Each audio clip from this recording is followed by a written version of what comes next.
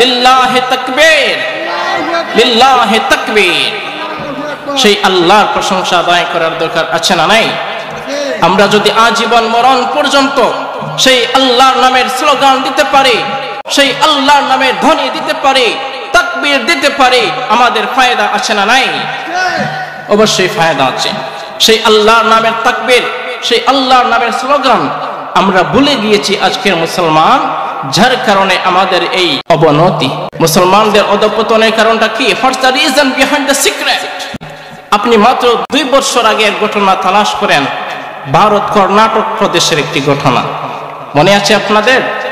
ভারত কর্ণাটক প্রদেশের একটি ইউনিভার্সিটির মধ্যে ইউনিভার্সিটি কর্তৃপক্ষ অফিসিয়ালি মেয়েদের বুরকাকে, হিজাবকে তারা নিষিদ্ধ করেছে। নাউজুবিল্লাহ পড়েন।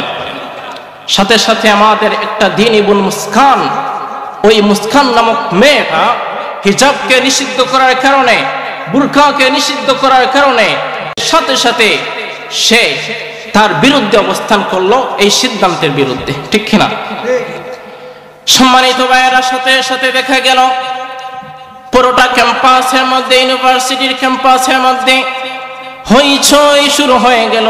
একটা দল, তারা উগ্র হিন্দুত্ববাদী দল, তারা হিন্দু ধর্মের নামে তারা উগ্রবাদ চলাতে থাকে। ঠিক কিনা বলেন? আমরা হলাম সাম্প্রদায়িক সম্প্রীতির দেশ, সোনার বাংলাদেশ। ঠিক কিনা? আমাদের ঘরের পাশে হিন্দু একটা ভাই বসবাস করে, আমাদের মধ্যে কোনো মারামারি আছে নাকি?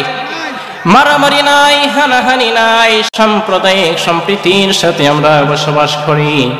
কিন্তু এমন একটা মিশন তারা নিয়ে কাজ করে, যারা উগ্রবাদী হিন্দুত্ববাদ তারা প্রচার করতে থাকে। ঠিক কিনা বলেন?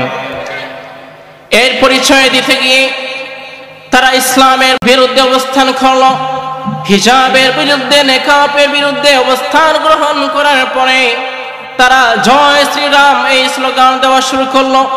এই ক্যাম্পাসের মধ্যে কেউ বুরকা পরে আসতে পারবে না, হিজাব পরে আসতে পারবে না, তাদের বিরুদ্ধে অবস্থান করার মতো কেউ নাই। সাথে সাথে একটা মেয়ে যার নাম মুস্কান, সে দাঁড়িয়ে গেল, সাথে সাথে আল্লাহু আকবারের তাকবীর দেওয়া শুরু করলো। ওই হিন্দুত্ববাদী লোকেরা তারা সামনে আসার পর্যন্ত সাহস পায় না। ঠিক না? দেখেন নাই আপনারা ভিডিওটা? সাথে সাথে নারায়ে তাকবীর, আল্লাহু আকবারের স্লোগান দেওয়া শুরু করেছে। ওই উগ্রবাদী লোকেরা যারা উগ্রবাদ ছড়াচ্ছিল, তারা সামনে আসার সাহস পায় নাই। মুসলমান ওই বোনটা প্রমাণ করে দিয়েছে, আজও এই পৃথিবীর মধ্যে হযরতে আসিয়া রাদিয়াল্লাহু তাআলা আনহার উত্তরসূরি এই জমিনে আছে না নাই?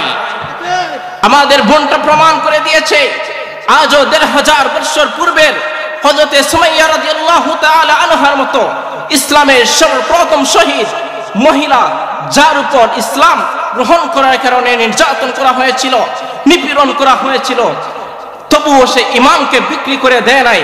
আজও হযরতে সুমাইয়ার উত্তরসূরি এই বাংলার জমিনে, পৃথিবীর জমিনে আছে না নাই?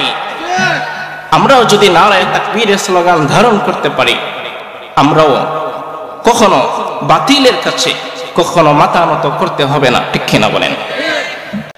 সম্মানিত ভাইয়েরা, সব সময় আল্লাহর বরত্ব ঘোষণা করার মাধ্যমে আল্লাহর প্রশংসা আদায় করা হয়। ঠিক কিনা বলেন?